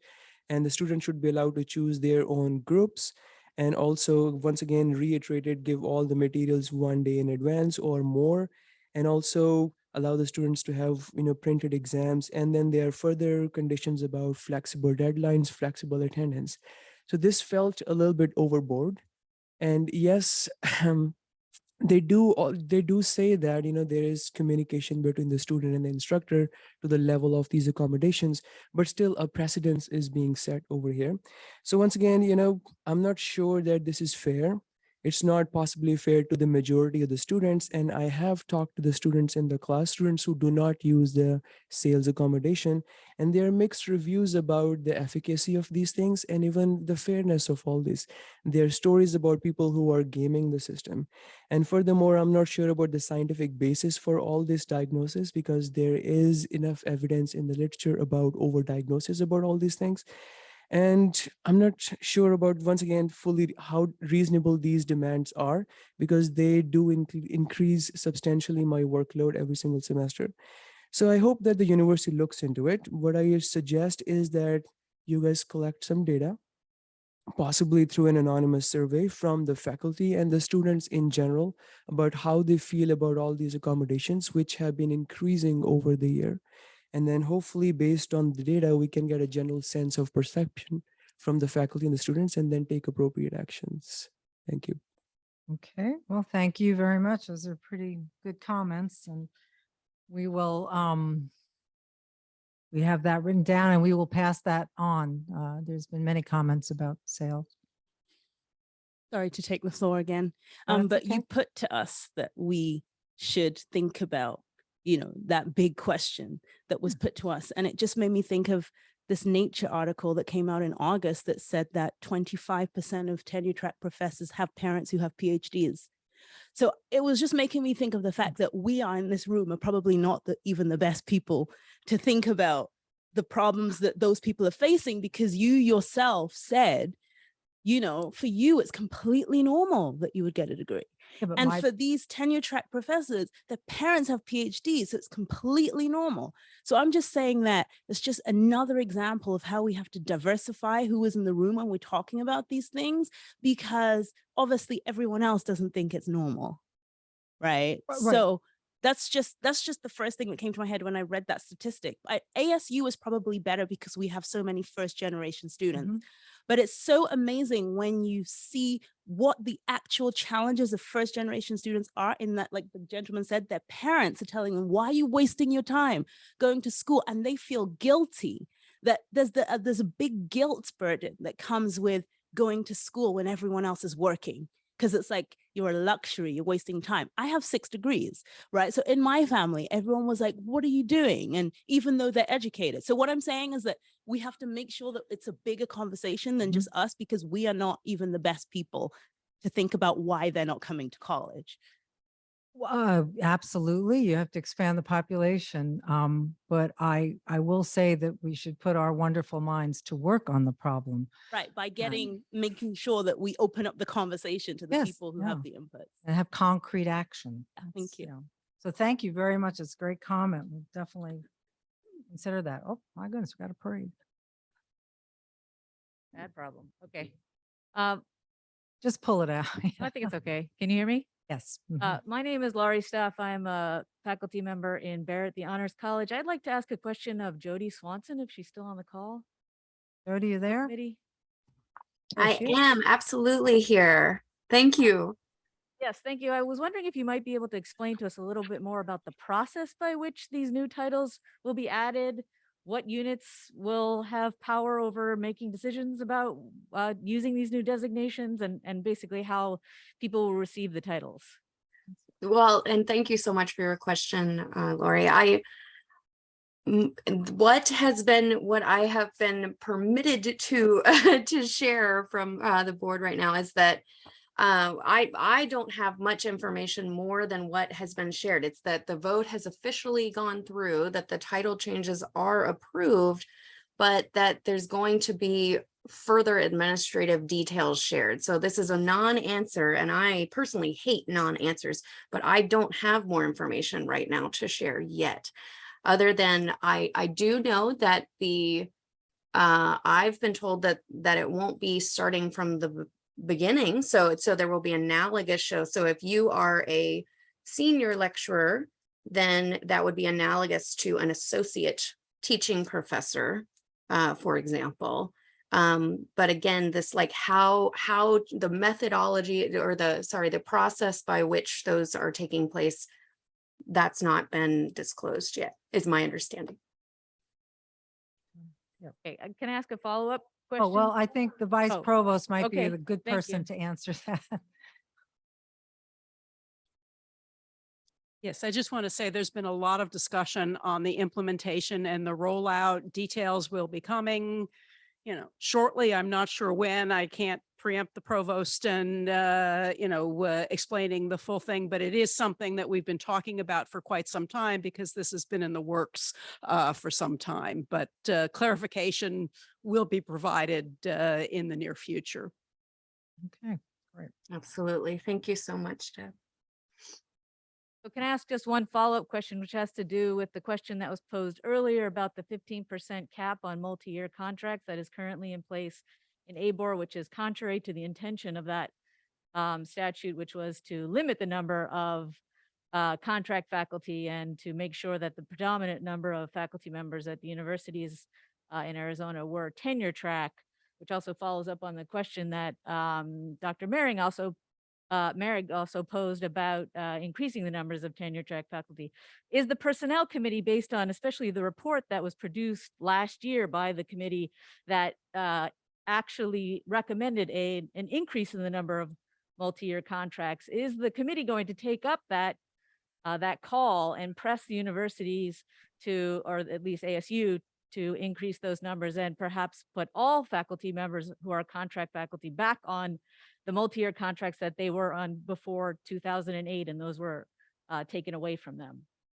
So yeah, great question. And yes, so this is part of sort of what we started discussing today, which to me falls under, I think partly under security, right? So this is in terms of valuing the longevity with which career track faculty have dedicated their career to this instruction. And so absolutely, this is on our agenda for this coming year is ways to push forward these existing and ongoing RFCs that have to do with job security. Okay, thank you. Joe Van Orden. Just one thought here. We talked about, how we get more people excited about coming to college. Well, one way to really discourage them all is to have lots of conversations about student loan forgiveness.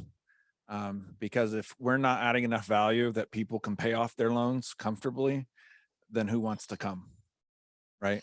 And I know that's a very complex problem, right? It's not a simple problem, but if we don't, if we have degrees that require people to get a large amount of debt, but we know that coming out, the starting salary is going to be very low, and we're not communicating that to these students, then you're going to have a whole bunch of people when they get out who are going to be very unsatisfied with their degree.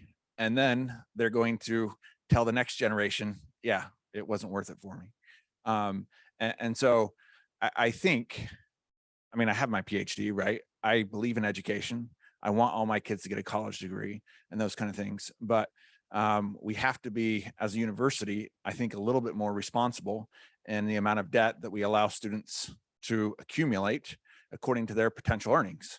Now, I have a brother-in-law who's, a medical doctor, and he got a lot, but he makes a lot. And so I understand, but we shouldn't be allowing someone who, their projected income is going to be $50,000 to leave with the $50,000 student loan, because it's going to take a really long time to pay that back once they start paying taxes and everything like that. So I think that's probably one place that we have to start is how we educate our students, and how we need to have some mechanism within inside the university to stop people from taking on too much debt, or to counsel them when they hit certain limits. Otherwise, we're always going to have a negative feedback into the university. Why should I come to the university if it's just going to saddle me with a bunch of debt? Very, very good comments. And Can you say your name? I didn't Yeah. hear at the beginning. Joe Van Orden, Say that WP again. Carey School Business. Joe Van Orden. And if I just may add, that's a much larger issue. There are people that say, gee, I worked, actually, we have an incoming director in one of our schools, and he was able to pay his way through college, certain amount of years ago when it was possible to work and pay. And so things have changed, and it is something that needs to be looked at. I agree. Okay. Is Wes still in the dust storm? Are you there? No? Okay. Do you have any questions at all, Wes? I just have a comment, Penny. Even though I believe college should be available for everyone who wants to attend, we have to be very realistic. There are some people who are not interested in college, and we have trade schools, and we have people who start being entrepreneurs, people who just, it's important that we do not push people to do things that they do not want to do, because then it's, as one of the previous senators said, the people will feel guilty and will not be successful. We have enough students who are on medication for anti-anxiety and depression. And another thing, I think education is a social justice issue. When we have students we are recruiting to the campus, if they don't see someone who looks like them, someone who really talks like them, someone who sounds like them, I don't think they're going to be tempted to go to college. I think the more diverse our faculty population is in any university the student is thinking of going to, it's important for them to see that there are people who look like them and who think like them. And sorry, I went above the 5. I thought I just like, we were not given any, every time were given a chance, we just were down. But really, we should respect our kids' feelings sometimes about not wanting to go to college and to just pursue something that will make them happy, that will make them able to pay for just a small house and just be happy. The happy factor in this country is gone. Oh, thank you, Hala. I appreciate that sentiment. And yes, absolutely. Well, I get to do this fun thing now. Okay, so I'm going to officially 5 on the dot. This meeting is now adjourned. Oh, I got a lot of notes. Good job, man. Yes. Tempe senators, if I could have your attention real quick. I had invited you to come to the Casey Moores. Oh, we picked them. Come on. Could I have people's attention? I have laryngitis, so if you would allow me to have your attention, I would appreciate it. I invited Tempe senators to Casey Moores, but there is a dust storm. So I think maybe we should postpone until next month. And I also have laryngitis, so I'm not gonna be able to talk to anybody. Oh, I'm gonna still go over there just in case people didn't get the memo, but Here, do you see? Yeah. So I want to chat with you about that. But Alzira is in the back in the orange shirt. Just tell her, where's my placard, you know? She's our admin.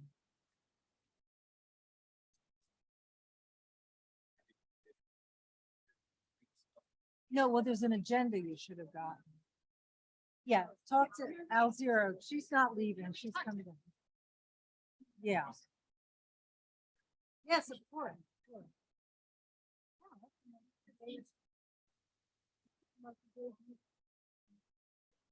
I would say. I don't know. Right. You basically tell me, stop playing against me. I know this is. What if I do? We'll never have.